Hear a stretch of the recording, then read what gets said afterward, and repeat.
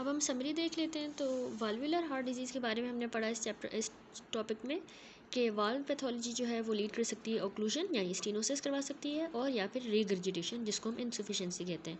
फिर हमने पढ़ा कि एक्वायर्ड एओर्टिक या माइट्रल वाल्व स्टीनोसिस जो है ये अकाउंट करती है तकरीबन 2/3 of the all valve disease. इनमें एक्वायर्ड एओर्टिक और या फिर माइट्रल वाल्व की स्टीनोसिस जो है ये आ जाती है। ठीक है, अब वाल्व की जो कैल्सिफिकेशन है ये टिपिकली जो है स्टीनोसिस करवा देती है, ये भी हमने पढ़ा।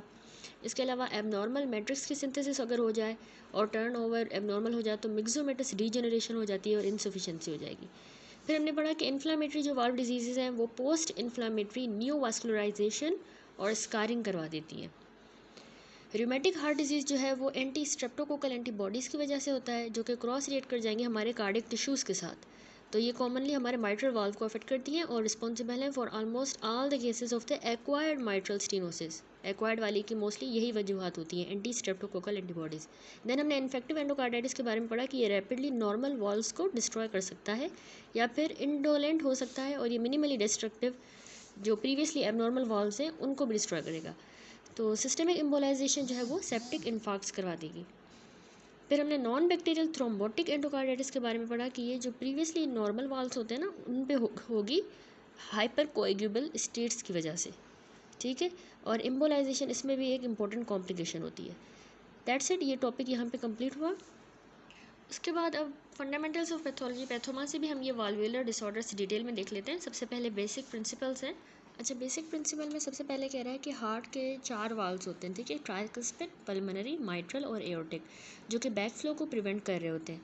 अब वाल्वुलर जो लीजन्स होती हैं ये जनरली रिजल्ट करती हैं स्टीनोसिस हो जाती है इनमें, यानी कि decreases calibre of the valve orifice, उसका कैलिबर कम हो जाए तो उसको हम स्टीनोसिस कहते हैं, या फिर इसमें रीगर्जिटेशन हो जाती है यानी कि बैक फ्लो हो जाए। तो सबसे पहले है हमारे पास एक्यूट रूमेटिक फीवर।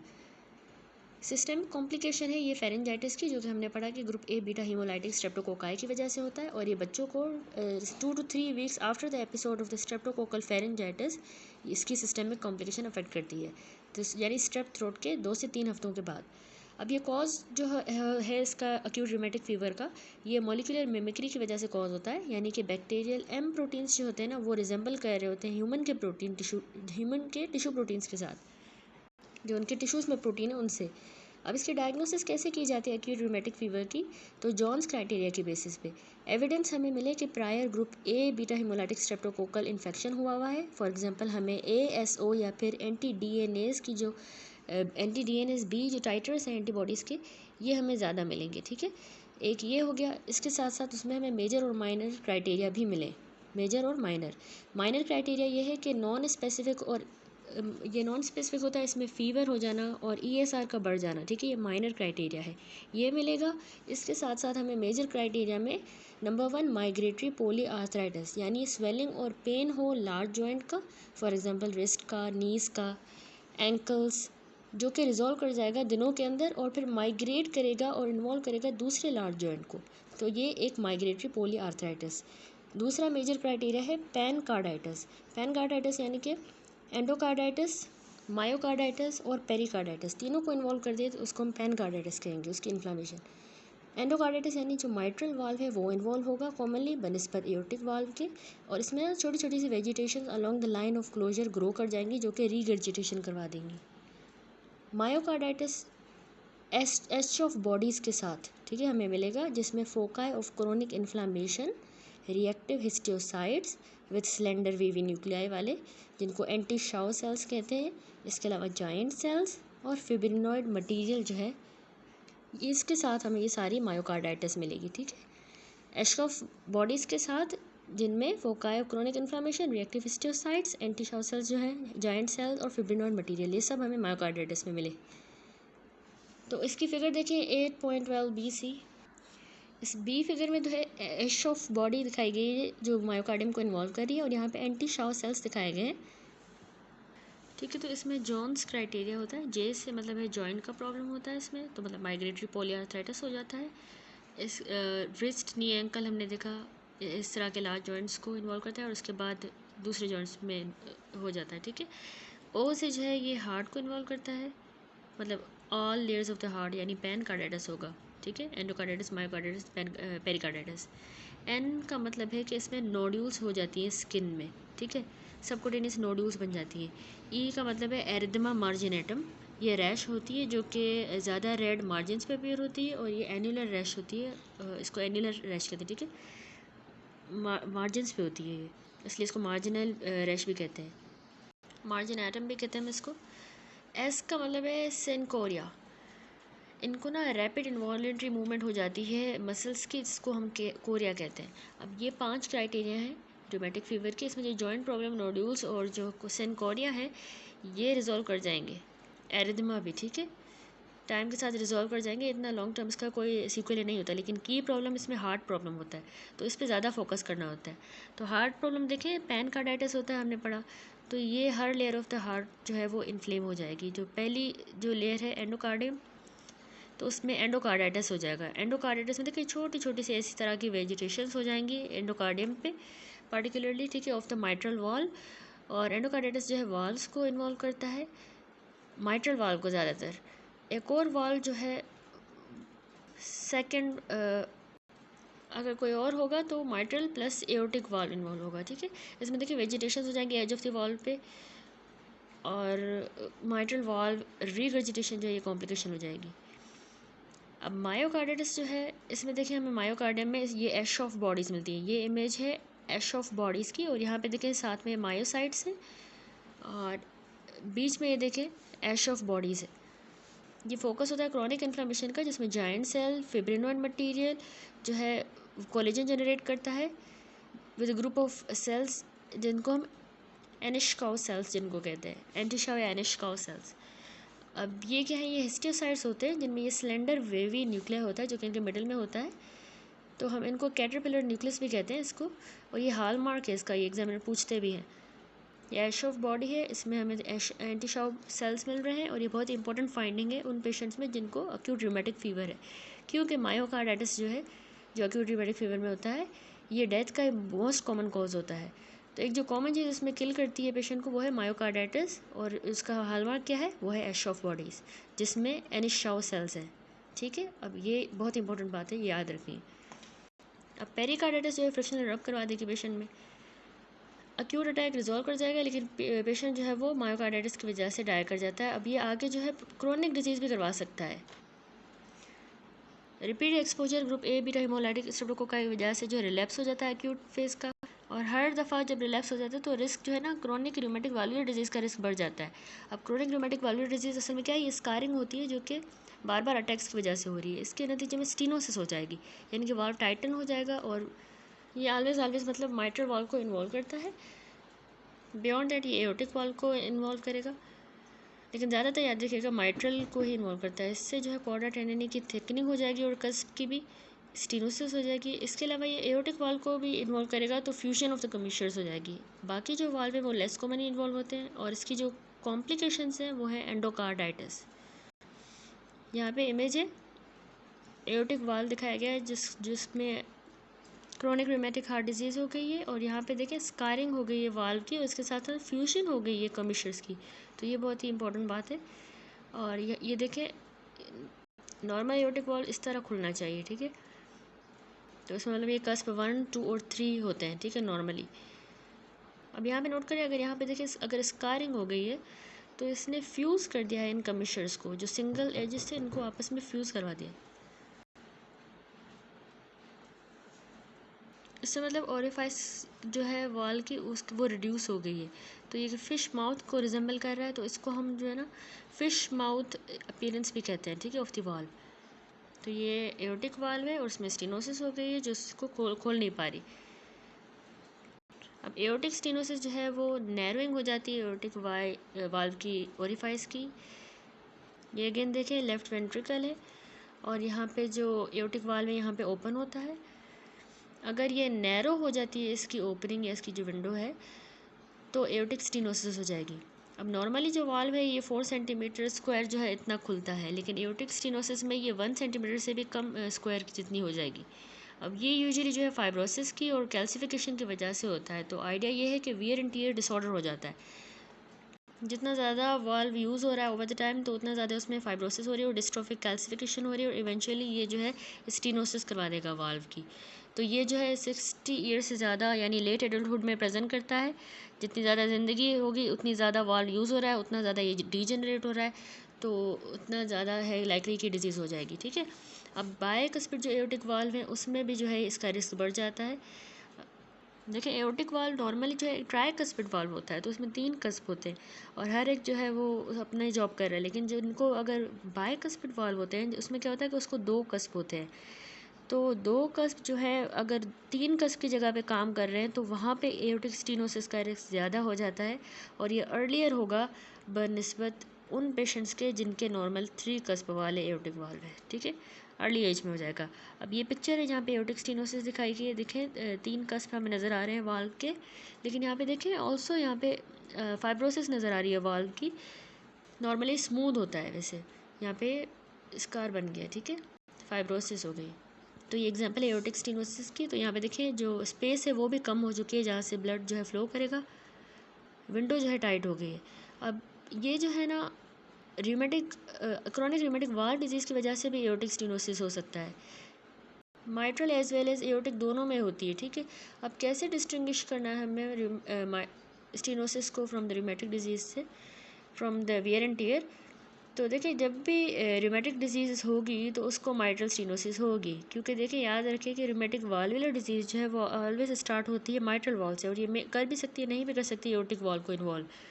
तो अगर स्टीनोसिस एओर्टिक वाल्व की हो जाती है इटसेल्फ तो वो ज़रूरी नहीं कि वो रूमेटिक हार्ट डिजीज़ हो। लेकिन अगर माइट्रल वाल्व की और प्लस एओर्टिक वाल्व की हो जाती है, एओर्टिक की और माइट्रल की दोनों की होनी चाहिए। ठीक है, स्टीनोसिस। दूसरा पॉइंट ये है कि एओर्टिक वाल्व जो है उसकी फ्यूजन हो जाएगी कॉम्यूशर्स के साथ जब क्रॉनिक रूमेटिक हार्ट डिजीज़ होती है। यहाँ पे अगेन पिक्चर है एओर्टिक वाल्व की, जो पेशेंट जिसको क्रॉनिक रूमेटिक हार्ट डिजीज़ है। अब इसमें याद रखें कि इसमें फ्यूजन हो गई है इन कॉम्यूशर्स की, एजेस ऑफ द कॉम्यूशर जो है वो स्टक हो गए हैं आपस में और ये फिश माउथ अपीयरेंस क्रिएट कर रहे हैं। तो कंपैरिजन के लिए और कंट्रास्टिंग के लिए यहाँ पे ये देखिए पिक्चर है एओर्टिक वाल्व की जिसमें एक्सटेंसिव वेयर एंड टियर हुआ है और यहाँ पे देखिए फ्यूजन नहीं हो रही कमिशर्स की। तो ये डिस्टिंग्विश है इनकी क्रोनिक रूमेटिक हार्ट डिजीज़ से। Regardless of the cause of the rheumatic stenosis, prolong asymptomatic stage होता है पेशेंट्स को, तो ये कंपनसेशन होती है कि मतलब लेफ्ट वेंट्रिकल जो है पुश करेगा ब्लड को अक्रॉस दैट स्टीनोटिक एरिया।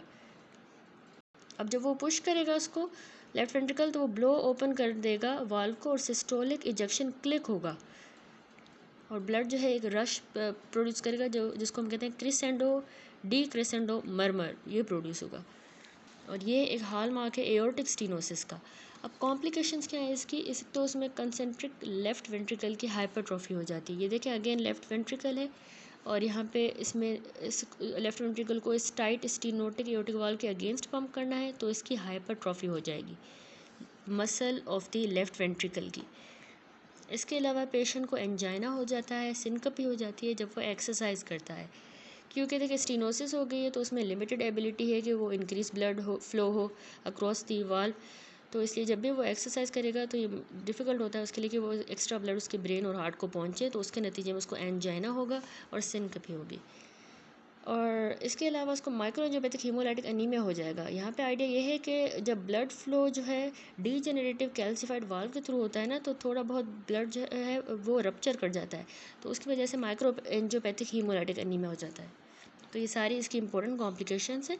अब ट्रीटमेंट ये है कि valve based on the presence of the complication इसका ट्रीटमेंट है। We don't normally replace the valve after the onset of complication.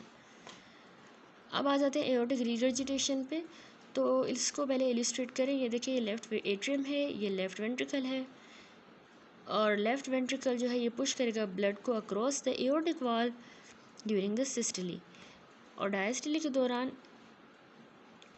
दौरान ये सील कर जाएगा ताकि ब्लड जो है फॉरवर्ड मूव करे। हाउएवर अगर यहाँ पे लीकीनेस हो जाती है इसी वाल्व की तो रिगर्जिटेशन हो जाएगी, वही ब्लड बैक फ्लो करेगा।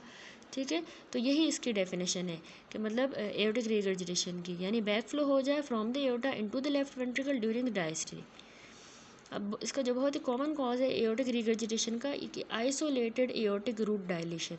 अब इसका जो आइडिया है कि देखें अगर ये एओर्टिक रूट है और ये इस रूट से जो है वाल्स निकल रहे हैं। लेकिन अगर यहाँ पे डायलेशन हो जाती है इसी एओर्टिक रूट की, तो अब ये इसको पुल करेगा वाल्व्स को, तो उसके नतीजे में देखिए स्पेस बढ़ जाएगी, तो ये अलाउ करेगा कि रिगर्जिटेशन होगी, यानी बैक फ्लो होगा वापस लेफ़्ट वेंट्रिकल के अंदर ब्लड। और ये बहुत ही कॉमन कॉज है आइसोलेटेड एओर्टिक रूट डायलिटेशन। अब इसी टाइम पे देखें एओर्टिक पेशेंट को एओर्टिक रीडायलिटेशन भी हो सकती है, जो कि एन्यूरिज्म करवा सकती है। अब देखिए ये पिक्चर है, ये एओर्टा है जो कि लेफ़्ट वेंट्रिकल से अराइज कर रहा है, लेकिन अगर यहाँ पे एन्यूरिज्म हो जाता है एओर्टा का थोरेक्स में, तो अब ये एन्यूरिज्म या जो ये डायलेशन है ये पुल करेगी एओर्टिक रूट को। अब जब इसको पुल करेगी तो ये वाल्व लीक हो जाएगा, तो बैक फ्लो होगा ब्लड का डायस्टली के दौरान, और ये भी एक इम्पॉर्टेंट कॉज है, लेकिन ये इतना कॉमन नहीं है ऑफ कोर्स। फाइनली अगर वाल्व को हम डैमेज कर देते हैं बाय इटसेल्फ, यानी कि इसके कस्ट जो है इन वाल्व को ही अगर हम डैमेज कर देते हैं, तो उसके नतीजे में भी एओर्टिक रिगर्जिटेशन हो जाएगा। इन्फेक्शियस एंडोकार्डाइटिस में ऐसा होता है, जिसमें ये पोटेंशियली वाल्व को डैमेज कर देता है और एओर्टिक रिगर्जिटेशन हो जाती है। अब क्लिनिकल फीचर्स क्या होंगे? अर्ली ब्लोइंग डायस्टोलिक मर्मर, याद रखिएगा डायस्टोलिक मर्मर इसलिए क्योंकि ब्लड जो है डायस्टली के दौरान बैकवर्ड जा रहा है। अब बैकवर्ड जा रहा है तो ब्लोइंग मर्मर सुनाई देगा, ठीक है। एक और क्लिनिकल फीचर है कि पेशेंट को हाइपर डायनेमिक सर्कुलेशन हो जाएगी, ये पार्टिकुलरली हाई यील्ड है, ठीक है, याद रखना आपने। अब इसका आइडिया ये है कि मतलब देखिए लेफ़्ट एट्रियम लेफ़्ट वेंट्रिकल दिखाया गया है यहाँ पे। अब हार्ट जो है 100 ml हर दफ़ा जब भी ये स्क्वीज़ कर रहा है इतना ये ब्लड पंप कर रहा है, ठीक है। अब ये एओर्टा में जा रहा है और उसके बाद ऑफ कोर्स ये जो है ब्लड प्रेशर को जनरेट करेगा जैसे ये नीचे जाएगा ब्लड सिस्टम में, ठीक है। अब एओर्टिक रीगर्जिटेशन में क्या होगा, थोड़ा बहुत जो ब्लड है इसकी रीगर्जिटेशन हो रही है वॉल्यूम की, अब ये 100 ml जो है 80 रह जाएगा, तो मतलब इसका डायस्टोलिक प्रेशर को ये कम कर रहा है। और सेम टाइम 20 ml जो है ऊपर जा रहा है लेफ़्ट वेंट्रिकल में वापस, तो अब लेफ़्ट वेंट्रिकल को 120 ml और पंप करना है, तो इसका मतलब है स्ट्रोक वॉल्यूम बढ़ जाएगा। स्ट्रोक वॉल्यूम जो है वो हमारे सिस्टोलिक प्रेशर को इन टर्न बढ़ा देता है। अब सिस्टोलिक प्रेशर जब बढ़ जाएगा और डायस्टोलिक प्रेशर जब कम हो जाता है, तो ये जो है पल्स प्रेशर को वाइडन कर देगा, जो कि डिफरेंस होता है पल्स सिस्टोलिक और डायस्टोलिक का, ठीक है, उसको वाइडन कर देगा, पल्स प्रेशर को वाइडन कर देगा। तो पेशेंट को बाउंडिंग पल्सेस होती है, पल्सेटिंग नेल बेड होता है और हेड बॉबिंग, ये सारा हाइपरडायनेमिक सर्कुलेशन की वजह से हो रहा है, ठीक है, कि सिस्टोलिक प्रेशर बढ़ रहा है क्योंकि स्ट्रोक वॉल्यूम बढ़ रहा है रिगर्जिटेशन की वजह से, और डायस्टोलिक प्रेशर कम हो रहा है क्योंकि थोड़ा ब्लड जो है रिगर्जिटेट करके वापस जा रहा है, इसलिए डायस्टोलिक कम हो रहा है। अब आ जाए क्लिनिकल फीचर्स पे, तो लेफ़्ट वेंट्रिकल की डायलेशन, क्योंकि वापस वॉल्यूम जो है थोड़ा बहुत ब्लड वॉल्यूम वापस जा रहा है ना लेफ़्ट वेंट्रिकल में, इसलिए उसकी डायलेशन हो रही है। इसके अलावा ई सेंट्रिक हाइपरट्रोफी हो जाएगी, ठीक है, हाइपरट्रोफी तो रही है लेकिन eccentric one aspect of the ventricle को ये अफेक्ट करेगी बनस्पत पूरे वेंट्रिकल को, और ये वॉल्यूम ओवरलोड में ज़्यादातर ई सेंट्रिक हाइपरट्रोफी देखी जाती है, ठीक है। अब ट्रीटमेंट जो है फ्लूइड रिप्लेसमेंट हम कर देंगे, सॉरी वाल्व रिप्लेसमेंट, जब लेफ़्ट वेंट्रिकल का डिस्फंक्शन हो जाएगा तो हम वाल्व रिप्लेस कर देंगे। अब है माइट्रल वाल्व प्रोलैप्स, तो बैलूनिंग जो है माइट्रल वाल्व की लेफ़्ट एट्रियम में हो जाए सिस्टली के दौरान। अब देखें ये पिक्चर है, यहाँ पे लेफ़्ट एट्रियम है, ये लेफ़्ट वेंट्रिकल है और यहाँ पे माइट्रल वाल्व है, ठीक है। अब ये माइट्रल वाल्व जो है ये नॉर्मली बहुत ही टाइट होता है, firm kind of rubbery substance की तरह का होता है, ठीक है। लेकिन डीजेनरेशन हो जाती है अगर वाल्व की, तो ये फर्म रबरी जो है टर्न हो जाएगा मिक्सोइड या जेल लाइक सब्सटेंस के अंदर, तो ये वाल्व बहुत ही फ्लॉपी हो जाएगा, ठीक है, और लूसेंट हो जाएगा, तो इसका प्रोलैप्स हो सकता है मिक्सोइड डीजेनरेशन की वजह से, जो फ्लॉपी हो गया इस वजह से। अब ये मार्फन सिंड्रोम के साथ ज़्यादातर एसोसिएटेड होता है, या एहलर-डायनेलोस सिंड्रोम, लेकिन ज़्यादातर इसकी ईटियोलॉजी नहीं पता क्यों होता है ऐसा। लेकिन एक आइडिया है कि जैसे ही ये वाल्व फ्लॉपी हो जाएगा, तो उसके बाद जैसे ही लेफ़्ट वेंट्रिकल स्क्वीज़ करेगा ना ब्लड को out downward through the aortic valve, तो ये वाल्व जो है ये नॉर्मली बहुत टाइट हो जाता है, नॉर्मली ये बहुत टाइट हो जाता है, इसने बंद होना होता है। लेकिन हाउएवर इस केस में क्या होगा कि इसकी थोड़ी बैलूनिंग बैकवर्ड हो जाएगी माइट्रल वाल्व की सिस्टली के दौरान। अब जैसे ही इसकी बैलूनिंग बैकवर्ड होगी, तो थोड़ा बहुत जो है क्लिक हमें मिलेगा, जो कि ओपनिंग ऑफ द पैराशूट की तरह, हमें जिस तरह जब हम पैराशूट खुलते हैं ना तो आवाज़ आती है, उस तरह की हमें सिस्टली के दौरान मिलेगी, ऐसा कि पैराशूट जो है खुल गए हैं, इस तरह का क्लिक हमें सुनाई देगा मिडल ऑफ द सिस्टली में, ठीक है। तो इसको क्लिनिकल फीचर में मिड सिस्टोलिक क्लिक हमें मिलेगा, जो कि रिगर्जिटेशन के बाद मिला है। वीक होगा लेकिन ये हमें मिलेगा, ठीक है। और कॉम्प्लिकेशन जो है इसके अलावा माइट्रल वाल्व प्रोलैप्स के वो कॉम्प्लिकेशंस हैं इन्फेक्टिव एंडोकार्डाइटिस क्योंकि वाल्व डैमेज हो गया है, एरिथमिया, सीवियर माइट्रल रिगर्जिटेशन, और ऑफ कोर्स कि देखें वाल्व जो है क्लिक बैक कर रहा है तो ये स्ट्रेच होगा। अब स्ट्रेच होने की वजह से जो है लीकीनेस होगी, तो उसकी वजह से माइट्रल वाल्व रिगर्जिटेशन। अब ट्रीटमेंट यही है कि हम वाल्व रिप्लेसमेंट करें। फाइनल पॉइंट है माइट्रल वाल्व प्रोलैप्स का। ये देखें पिक्चर है माइट्रल वाल्व प्रोलैप्स की। ये देखें वाल्व हमें नज़र आ रहा है जो कि लूज़ हो गया है और फ्लॉपी हो गया है और रिगर्जिटेट कर रहा है, बैक एट्रियम में जा रहा है, ठीक है।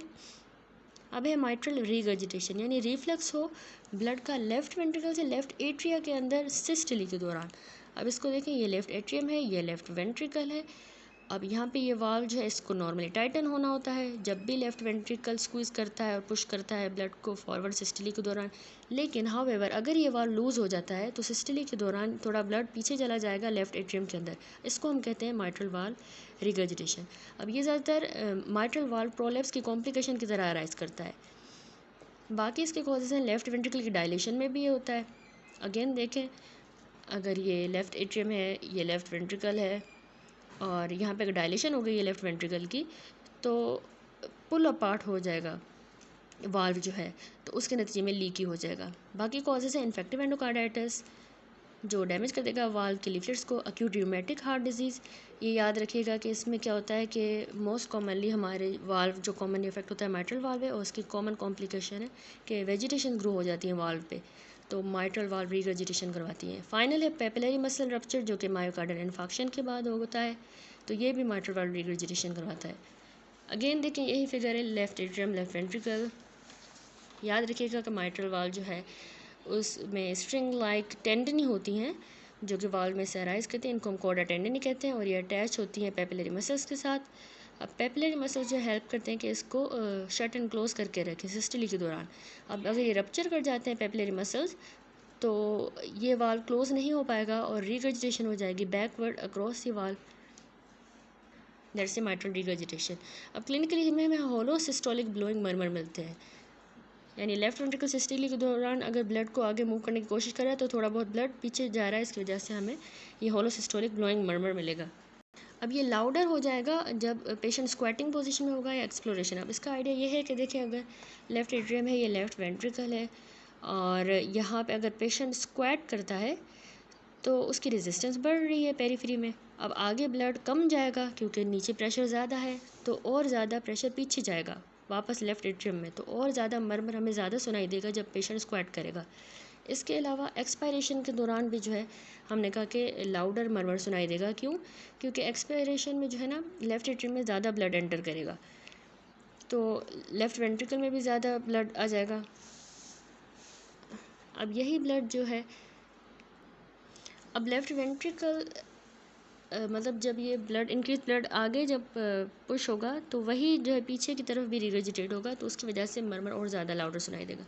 नेक्स्ट टॉपिक है माइट्रल स्टेनोसिस। जब माइट्रल वाल्व के ओरिफाइस की स्टेनोसिस हो जाए, नैरोइंग हो जाए, इसको माइट्रल स्टेनोसिस कहेंगे और ये क्रोनिक रूमेटिक वाल्व डिजीज़ की वजह से होता है। याद रखिएगा कि प्रेफरेंशियली माइट्रल वाल्व को इन्वॉल्व करता है और ये स्टेनोसिस करवा देता है। क्रोनिक रूमेटिक वाल्व डिजीज़ जो है स्टेनोसिस करवाती है और एक्यूट रूमेटिक डिजीज़ जो है रीगर्ज, ठीक है, ये याद रखनी है बात, बहुत इंपॉर्टेंट है ये प्रिंसिपल, एक्यूट वाली रीगर्ज करवाएगी और वो स्टेनोसिस। अब opening snap followed by diastolic rumble हमें मिलेगा। अब इसका आइडिया देखें, बहुत सिंपल है। क्लिनिकल फीचर में देखें लेफ्ट एट्रियम में या लेफ्ट वेंट्रिकल, यहाँ पे अगर स्टेनोसिस हो गई है तो लेफ्ट एट्रियम जो है ये पुश ओपन करेगा इस स्टेनोसिस को डायस्टली के दौरान, तो लेफ्ट वेंट्रिकल में ब्लड जाएगा तो हमें थोड़ा बहुत रंबल सुनाई देगा, ठीक है। और ये इसमें हमें की फाइंडिंग मिलती है कि यानी ओपनिंग स्नैप जो कि डायस्टलिक रंबल के बाद मिलेगा। एक और की कॉम्प्लिकेशन है माइट्रल स्टेनोसिस की कि वॉल्यूम ओवरलोड जो है वो हो जाता है लेफ़्ट एट्रियम का। अब देखिए लेफ़्ट एट्रियम जो है पुश नहीं कर पा रहा into the left atrium ventricle stenosis की वजह से, तो अब वॉल्यूम ओवरलोड हो जाएगा उस लेफ़्ट एट्रियम के अंदर। अब इसमें इसकी वजह से जो कॉम्प्लिकेशन होगी, जाहिर सी बात है पल्मोनरी कंजेशन होगी, क्योंकि लेफ़्ट एट्रियम जब ओवरलोड होगा ना तो बैकअप होगा ब्लड का पल्मोनरी सर्कुलेशन में भी, तो उसके नतीजे में पल्मोनरी कंजेशन होगी। दो कॉम्प्लिकेशन पल्मोनरी कंजेशन की कौन सी होती है? पल्मोनरी एडिमा हो जाएगा क्योंकि हाइड्रोस्टेटिक प्रेशर बढ़ रहा है, और नंबर 2 एल्वियोलर हेमरेज हो जाता है, क्योंकि कैपिलरीज इनगोर्ज हो गई हैं तो वो रप्चर कर जाएंगी और हेमरेज हो जाएगा। और मैक्रोफेजेस जो है ना एयर स्पेस के अंदर, वो ब्लड को कंज्यूम करेंगे और हीमोसिड्रिन-लेड मैक्रोफेजेस करवा देंगे, जिनको हम हार्ट फेलियर सेल्स कहते हैं। ठीक है, ये बहुत ही इंपॉर्टेंट दो इंपॉर्टेंट कॉम्प्लिकेशंस है पल्मोनरी कंजेशन की। ब्लड वॉल्यूम ज़्यादा हो गया है अगर पल्मोनरी सर्किट में, तो पल्मोनरी हाइपरटेंशन भी हो जाएगी। तो हमारा राइट हार्ट जो है उसको पंप करना होगा पल्मोनरी हाइपरटेंशन के अगेंस्ट।